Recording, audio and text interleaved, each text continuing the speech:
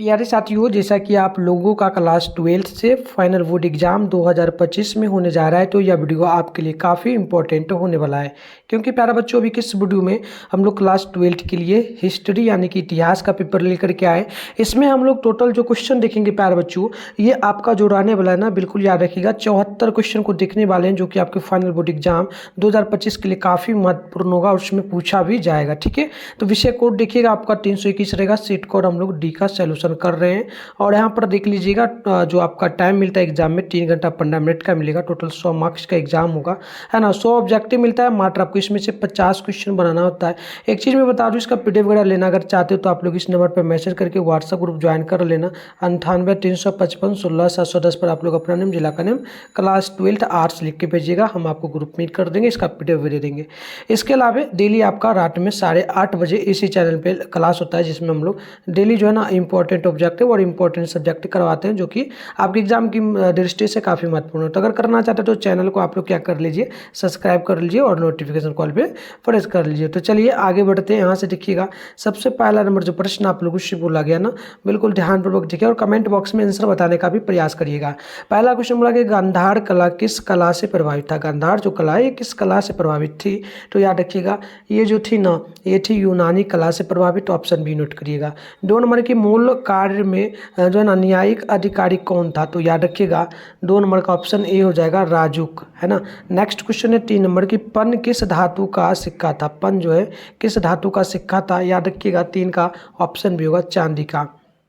Next question है यहाँ पर 4 नंबर की, सूती वस्त्र उद्योग के लिए कौन प्रसिद्ध है, तो याद रखिएगा 4 का ऑप्शन डी होगा, जो ना गोलकुंडा। ऑप्शन नंबर डी बिल्कुल करेक्ट। अगली क्वेश्चन की बात करेंगे तो प्रश्न आपसे बोला गया यहाँ पर 5 नंबर की, जो ना वीणा बजाते हुए, जो ना वीणा बजाते हुए सिक्के किसने जारी किए, तो 5 का ऑप्शन डी नोट करिएगा, समुद्रगुप्त ने। क्वेश्चन नंबर 6 है, फाहियान कौन था, तो 6 का याद रखिएगा ऑप्शन सी होगा, चीनी जो ना तीर्थयात्री। क्वेश्चन नंबर 7 है, किसने सबसे पहले भारत में स्वर्ण सिक्के जारी किया, तो याद रखिएगा 7 का भी होगा, हिंद यूनानियों ने। ऑप्शन बी होगा। अगली क्वेश्चन की बात करेंगे तो 8 नंबर बोला, किसमें भूमि जो ना अनुदान प्रथा प्रारंभ की, किसने भूमि अनुदान प्रथा जो ना प्रारंभ की, तो आप नोट करेंगे 8 का ऑप्शन सी होगा, सातवाहनों ने। ऑप्शन नंबर सी होगा। क्वेश्चन नंबर 9 है, मौर्य वंश का संस्थापक कौन था, तो 9 का ऑप्शन बी होगा, समुद्रगुप्त, चंद्रगुप्त मौर्य। ऑप्शन नंबर बी नोट कर लीजिएगा। 10 नंबर है, मौर्य वंश का अंतिम राजा कौन था, तो 10 का ऑप्शन डी होगा, बृहद्रथ, यानी कि ऑप्शन नंबर आप लोग डी नोट कर लीजिएगा। नेक्स्ट क्वेश्चन देख लीजिएगा, 11 नंबर बोला जा रहा है आप लोगों से, मगध की जो ना प्राचीन राजधानी कहाँ थी। मगध जो है ये बिहार का पुराना नाम है, ये भी याद रखिएगा। ठीक है, बिहार का पुराना नाम जो है प्यारे बच्चों, ये आपका क्या था, मगध। तो मगध की राजधानी क्या है, आपको पता है ना। मगध की जो राजधानी थी पटना है। पटना का संस्कृत में नाम पाटलिपुत्र है, तो मगध की राजधानी पटना होगी। ऑप्शन ई नोट कर लीजिएगा। ठीक है ना, 11 नंबर का, मगध की राजधानी पाटलिपुत्र। पहले राजगिरी, ठीक है, हाँ, तो पहले राजगिरी पड़ता था। राजगिरी का मतलब राजगीर जो है ये पड़ता था। ठीक है, पहले के टाइम, अब पटना पड़ता है ना, तो ये आप नोट कर लीजिएगा। और एक क्वेश्चन आपका बनता है कि जो है भारत की पुरानी जो है ना राजधानी क्या थी भारत की, ये आपसे पूछा जाता है क्वेश्चन। आप लोग कमेंट करिए तो क्या होगा, भारत की पुरानी राजधानी, तो आपको याद रखना है मुंबई। ठीक है, ऐसे ही ये भी क्वेश्चन है, मुंबई। तो याद रखिएगा, दोनों काफ़ी महत्वपूर्ण होता है आपके एग्जाम के लिए। चलिए आगे बढ़ेंगे। नेक्स्ट क्वेश्चन यहाँ पर 12 नंबर हो जाता है। प्रश्न आपसे बोला, 4वीं शताब्दी ईसा पूर्व मगध की राजधानी कहाँ बनाई गई थी, तो 12 का ऑप्शन नोट करेंगे और बिल्कुल करेक्ट आंसर हो जाएगा ऑप्शन नंबर जो है ना सी नंबर, यानी कि पाटलिपुत्र में बनाया गया।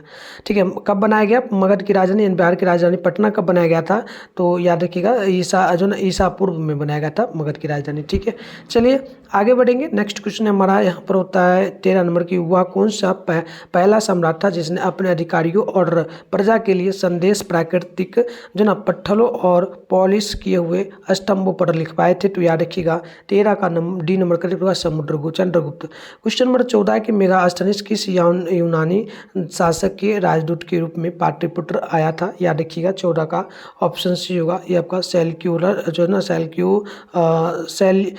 सेल्यूकस फोकस होगा जाएगा, ऑप्शन नंबर सी नोट कर लीजिएगा। आगे बढ़ेंगे तो 15 नंबर क्वेश्चन आपसे बोला गया, चीनी यात्री फाहियान किस शासक के काल में भारत आया? तो 15 का ऑप्शन बी होगा, चंद्रगुप्त द्वितीय के द्वारा। ऑप्शन बी नोट करिएगा। क्वेश्चन नंबर 16 है, उत्तरी पश्चिमी भारत में प्राप्त अशोक के अभिलेखों में किस लिपि का प्रयोग किया गया? तो 16 का ऑप्शन नोट करेंगे, ये होगा खरोष्टी लिपि। ऑप्शन ए नोट कर लीजिएगा। 17 नंबर क्वेश्चन बोला गया कि वान भट्ट की रचना जो ना कादम्बरी में किसके शासनकाल का वर्णन है? तो 17 का ऑप्शन नोट करेंगे, डी होगा, ये आपका हो जाएगा हर्षवर्धन। नेक्स्ट क्वेश्चन 18 है कि पंचतंत्र की रचना किसने किया? तो 18 नंबर का डी नोट करिएगा, विष्णु शर्मा ने। क्वेश्चन नंबर 19 से कामसूत्र की रचना किसने की? तो 19 का ऑप्शन बी होगा, वात्स्यायन। ऑप्शन नंबर आप लोग नोट करेंगे, बी होगा करेक्ट। 20 नंबर प्रश्न बोला कि कौटिल्य यानी कि चाणक्य किसके मंत्री थे? तो 20 का ऑप्शन नोट करेंगे, ए नंबर होगा, ये आपका चंद्रगुप्त का मौर्य का होगा। अगली क्वेश्चन है कैसे कि पाटलिपुत्र को किस राजा ने सर्वप्रथम अपनी राजधानी बनाई? तो 21 का ऑप्शन बी नोट कर लीजिएगा, उदयीन हो जाएगा। नेक्स्ट क्वेश्चन की बात करेंगे तो प्रश्न यहाँ पर आपसे 22 नंबर बोला गया। प्रश्न बोला गया, अंगुत्तर निकाय के अनुसार महाजन पदों की संख्या कितनी थी? तो 22 का नोट करेंगे, ऑप्शन नंबर बी होगा 16। नेक्स्ट क्वेश्चन यहाँ पर बोला गया 23 नंबर। प्रश्न है कि मगध साम्राज्य की स्थापना किसने किया? तो बिल्कुल याद रखिएगा, 23 का राइट आंसर ये हो जाएगा जो ना बिम्बिसार ने। ऑप्शन नंबर ए नोट कर लीजिएगा। क्वेश्चन नंबर 24 है कि चंद्रगुप्त मौर्य का शासनकाल क्या था? तो 24 का ऑप्शन नोट करेंगे, डी होगा। तो जो ना 323 से 298 ईसा पूर्व। ऑप्शन आप लोग डी नोट करेंगे। क्वेश्चन नंबर हम लोग बात करेंगे 25 का। तो 25 नंबर प्रश्न बोला कि जो ना विक्रमादित्य की उपाधि किस सम्राट ने ग्रहण की थी? तो 25 का ऑप्शन नोट करेंगे, बी होगा, चंद्रगुप्त द्वितीय ने। क्वेश्चन नंबर 26 है कि मुद्रा राक्षस किसकी रचना है? तो याद रखिएगा 26 का ऑप्शन बी होगा, यानी कि विशाखादत्त का। क्वेश्चन नंबर 27 है, मौर्य साम्राज्य का प्रथम शासक कौन था? तो 27 का ऑप्शन नोट करेंगे, बी होगा, चंद्रगुप्त मौर्य। ऑप्शन बी नोट कर लीजिएगा। 28 नंबर क्वेश्चन की अगर बात करेंगे तो ये आपसे बोला गया, प्रश्न बोला गया वेदों की संख्या कितनी थी? तो बिल्कुल आप 28 का नोट करेंगे। ऑप्शन नंबर बिल्कुल ही यहाँ पर ए करेक्ट होगा, यानी कि वेदों की संख्या 4 थी। 29 है कि किस भारतीय शासक ने को नेपोलियन की संज्ञा दी गई है? तो 29 का नोट करिएगा। ऑप्शन नंबर बिल्कुल ही डी सी करेक्ट होगा, समुद्रगुप्त को। क्वेश्चन नंबर बात करेंगे हम लोग 30 की। तो बोला गया कि 16 महाजनपदों में सबसे शक्तिशाली महाजनपद कौन था? तो 30 का ऑप्शन ए नोट करिएगा, मगध हो जाएगा। ऑप्शन नंबर बिल्कुल ही ए करेक्ट होगा। तो चलिए नेक्स्ट क्वेश्चन की अगर हम लोग बात करेंगे तो 31 नंबर प्रश्न बोला कि किस शिलालेख में अशोक के जो ना कलिंग विजय का उल्लेख है? तो 31 का आप लोग नोट करिएगा। ऑप्शन डी होगा 13वां में। ऑप्शन डी नोट कर लीजिएगा। 32 है, कनिष्क की जो ना राज्यों रण तिथि क्या है? तो बिल्कुल याद रखिएगा, 32 का वी होगा, 18वीं जो ना 78 SB। अगली क्वेश्चन नंबर 33 है कि धम्मा महामाटरो को किसने नियुक्त किया? तो 33 का ऑप्शन नंबर सी नोट कर लीजिएगा, अशोक ने। ऑप्शन नंबर सी बिल्कुल ही करेक्ट होगा। बात करेंगे हम लोग 34 नंबर प्रश्न की। तो बोला गया कि अशोक किस वंश का शासक था? तो याद रखिएगा 34 का ऑप्शन नंबर बी होगा, यानी कि मौर्य वंश का। नेक्स्ट क्वेश्चन की अगर हम लोग बात करेंगे तो प्रश्न यहाँ पर 35 नंबर आपसे बोला गया। प्रश्न बोला कि भारतीय इतिहास का कौन सा काल स्वर्ण काल के नाम से जाना जाता है? तो याद रखिएगा 35 का ऑप्शन नंबर जो ना बी होगा, यानी कि गुप्त काल। नेक्स्ट क्वेश्चन देखेंगे 36 है कि प्रयाग जो ना पराशष्टी की रचना किसने की थी? तो 36 का ऑप्शन सी नोट कर लीजिएगा, ये आपका हरि सेन हो जाएगा। ऑप्शन नंबर आप लोग सी नोट कर लीजिएगा। 37 है कि मौर्यकालीन जो ना टकसाल का प्रधान कौन था? तो 37 का ऑप्शन डी नोट करिएगा, ये आपका जो ना लक्षणा अध्यक्ष होगा। Option number C D note करिएगा। 38 नंबर क्वेश्चन की बात करेंगे तो ये बोला गया कि राज तरंगिनी के लेखक कौन थे, है ना? तो याद रखिएगा 38 का ऑप्शन नंबर डी होगा, नोट करना है, कल्हन। ऑप्शन नंबर डी बिल्कुल ही राइट होगा। 39 नंबर क्वेश्चन की अगर हम लोग बात करेंगे तो प्रश्न आपसे यहाँ पर बोला गया कि बताइए अर्थशास्त्र और इंडिका में से किस राजवंश के विषय में जानकारी मिलती है? तो आप 39 का नोट करेंगे। ऑप्शन नंबर ए होगा, यानी कि मौर्य वंश का। क्वेश्चन नंबर यहाँ पर 40 है कि अर्थशास्त्र की रचना कब हुई थी? तो 40 का ऑप्शन नंबर सी करेक्ट होगा, यानी कि 14वीं शताब्दी ईसा पूर्व में। ऑप्शन नंबर आप लोग नोट करिएगा, सी नंबर बिल्कुल करेक्ट होगा। 41 नंबर क्वेश्चन की अगर हम लोग बात कर ले तो ये आपसे बोला गया पतंजलि के महाभाष्य से हमें क्या जानकारी मिलती है, ठीक है। तो याद रखिएगा प्यारे बच्चों, 41 का ऑप्शन नंबर जो है बिल्कुल ही सी नंबर करेक्ट होगा। आप लोग नोट करेंगे, ये आपका वाक मोड़े कायल होगा, है ना। चलिए आगे बढ़ेंगे। 42 नंबर प्रश्न है कि अर्थशास्त्र के लेखक कौन थे, तो 42 का भी आप लोग याद रखिएगा ऑप्शन नंबर सी होगा, यानी कि कौटिल्य। नेक्स्ट क्वेश्चन है 43 नंबर, मिसाल का संबंध किस वंश से है, तो 43 का ऑप्शन ये नोट करिएगा, हर्यक वंश से। ऑप्शन नंबर बिल्कुल ही करेक्ट होगा। 44 नंबर क्वेश्चन की अगर हम लोग बात करेंगे तो वज्जी को सामाजिक ग्रंथों में कहा क्या गया है, तो याद रखिएगा 44 का ऑप्शन होगा जो ना गणसंघ। ऑप्शन नंबर ये बिल्कुल करेक्ट होगा। 45 नंबर प्रश्न बोला कि जनपद शब्द का शाब्दिक अर्थ क्या है, तो 45 का ऑप्शन आप लोग नोट करेंगे बी होगा, जहां लोग अपना घर बनाते हैं। अगली क्वेश्चन की बात करेंगे 46 है कि पंच चिन्ह वाले सिक्के बने होते हैं किस चीज का, तो 46 का नोट करेंगे ऑप्शन नंबर डी होगा, यानी कि एक तो आपका हो जाएगा सोने के और चांदी के। तो ऑप्शन सोने का नहीं होगा, चांदी का होगा और तांबा का होगा। तो ऑप्शन डी में दोनों दिया गया, तो डी नंबर बिल्कुल ही करेक्ट होगा। नेक्स्ट क्वेश्चन की बात करेंगे तो 47 नंबर प्रश्न बोला अशोक द्वारा प्रचालित बौद्ध धर्म कहाँ प्रचलित नहीं हुआ, तो 47 का आप नोट करेंगे ऑप्शन बी होगा, ब्रिटेन में। नेक्स्ट क्वेश्चन है 48 नंबर, प्रसिद्ध ग्रंथ इंडिका की रचना किसने की थी, तो 48 का ऑप्शन आप लोग नोट करेंगे बी नंबर होगा, मेगास्थनीज। नेक्स्ट क्वेश्चन की अगर हम लोग बात करेंगे तो प्रश्न यहाँ पर 49 नंबर आपसे पूछा गया। प्रश्न बोला कि प्राचीन भारत में धम्मा की शुरुआत किस शासक ने की थी, तो 49 का राइट आंसर आप नोट करेंगे सी होगा, अशोक ने। नेक्स्ट क्वेश्चन है 50 नंबर की महावीर के ने जो ना पार्श्वनाथ के सिद्धांतों में नया सिद्धांत क्या जोड़ा, तो 50 का राइट आंसर हो जाएगा ऑप्शन नंबर बी, नोट कर लीजिएगा, ब्रह्मचार्य। नेक्स्ट क्वेश्चन है 51 नंबर, कलिंग युद्ध कब हुआ था, तो 51 का नोट करिएगा, ऑप्शन ए होगा 261 ईसा पूर्व। आगे बढ़ेंगे तो क्वेश्चन नंबर 52 बोला गया कि फूट डालकर विजय प्राप्त करने का जो ना कार्य सर्वप्रथम किस राजा ने किया, तो नोट करिएगा 52 का ऑप्शन नंबर बिल्कुल ही एक करेक्ट होगा, अजातशत्रु ने। नेक्स्ट क्वेश्चन है 53 नंबर की जीवक वैद्य किस वंश के काल में था, तो 53 का ऑप्शन नंबर हो जाएगा सी नंबर, यानी कि हर्यक। क्वेश्चन नंबर 54 है अपने स्वयं के खर्चे के से जो है ना सुदर्शन झील की मरम्मत किसने कराई, तो 54 का ऑप्शन सी होगा, रुद्र दमन। ऑप्शन सी नोट कर लीजिएगा। क्वेश्चन नंबर बात करेंगे हम लोग 55 की, तो 55 नंबर बोला पाटलिपुत्र नगर की स्थापना उदयीन ने किस नदी के संगम पर की, तो आप 55 का नोट करेंगे, ऑप्शन डी होगा, पहला तो हो जाएगा जो ना गंगा नदी के संगम पे और सोन नदी के संगम पे, साथ में पुनपुन नदी के संगम पे, तो इनमें से सभी के संगम पे होगा, ऑप्शन नंबर डी नोट कर लीजिएगा। नेक्स्ट क्वेश्चन यहाँ पर 56 है कि समस्त भारत ही नहीं एशिया एवं यूरोप में सर्वप्रथम हुन्नों को परास्त करने का श्रेय किस शासक को जाता है, तो बिल्कुल 56 का नोट करिएगा, तो राइट आंसर जो होगा बिल्कुल बी नंबर, यानी कि जो ना स्कंद गुप्त को। ऑप्शन बी आप लोग जो है नोट कर लीजिएगा। आगे बढ़ेंगे 57 है कि यूरोप का समुद्रगुप्त कौन था, तो 57 का राइट आंसर बी नोट करिएगा, नेपोलियन हो जाएगा।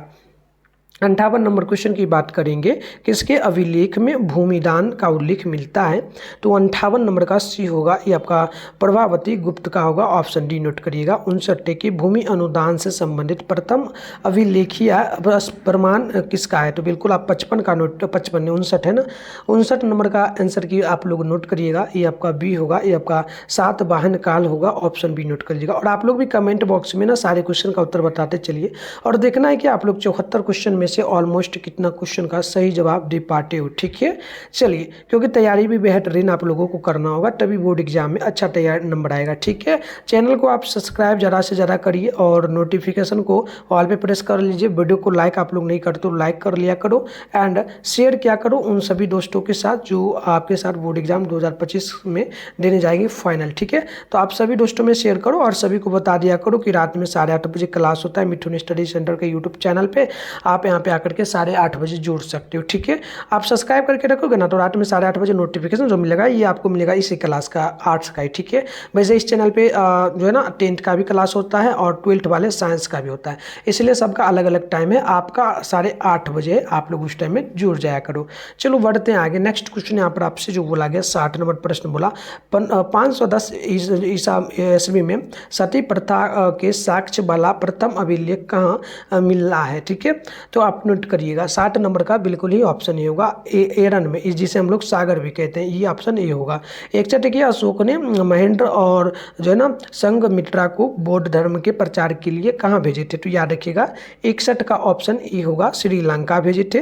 नेक्स्ट क्वेश्चन हम लोग देखेंगे तो 62 नंबर प्रश्न बोला गया आप लोगों से, किस विद्वान ने मात्र अभिलेखों के आधार पर अशोक का इतिहास लिखने का जो ना शैल्याद्य प्रयास किया? तो याद रखिएगा 62 नंबर का ऑप्शन डी होगा, यानी कि देवदत्त कृष्ण जो ना रामकृष्ण भंडारक, ऑप्शन नंबर बिल्कुल आप डी नोट करिएगा। 63 की मोल कला का निम्न में से कौन सर्वाधिक महत्वपूर्ण नमूना है?